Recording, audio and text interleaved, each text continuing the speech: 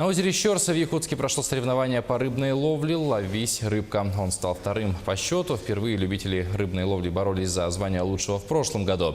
Среди участников этого года не только мужчины, но и женщины. Что можно поймать в центре столицы региона, выясняла Пелагея Чердонова.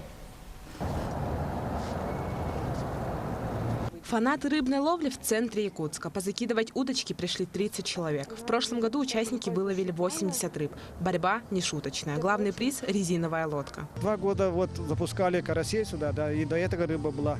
И здесь водится голян, и карась водится. Ну, как говорится, рыба тоже как люди, у них свой режим. Завтрак, обед и ужин. Как получится сегодня, вот посмотрим. Но главное, чтобы процесс, вот, чтобы люди пришли, отдохнули от души. Многие семьи, 8 семейных команд у нас сегодня участвует. Так что, вот, думаю, люди будут довольны.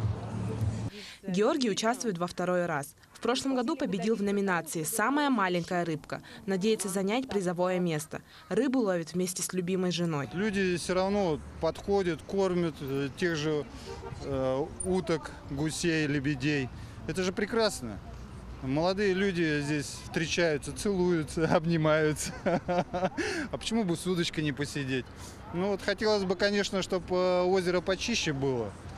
А то вот маленько грязновато. Но ничего. В будущем, конечно, я так думаю, это все уладится. Участвуют 9 команд. В каждой по 3 рыбака. В основном компании друзей, семьи. Серьезную конкуренцию мужчинам составляют и представительницы прекрасного пола. Я вообще люблю активный вид отдыха. Вот, и почему бы и нет, призы неплохие тут. Мне самой как-то нравится вся эта дочь охотника. Помимо призовых мест в соревновании представлены номинации «Самая первая рыбка», «Самая крупная рыба», «Самый юный рыбак», «Мисс Золотая рыбка» и «Самая рыбацкая семья». Помимо этого, участники в самом конце взвесят общий улов.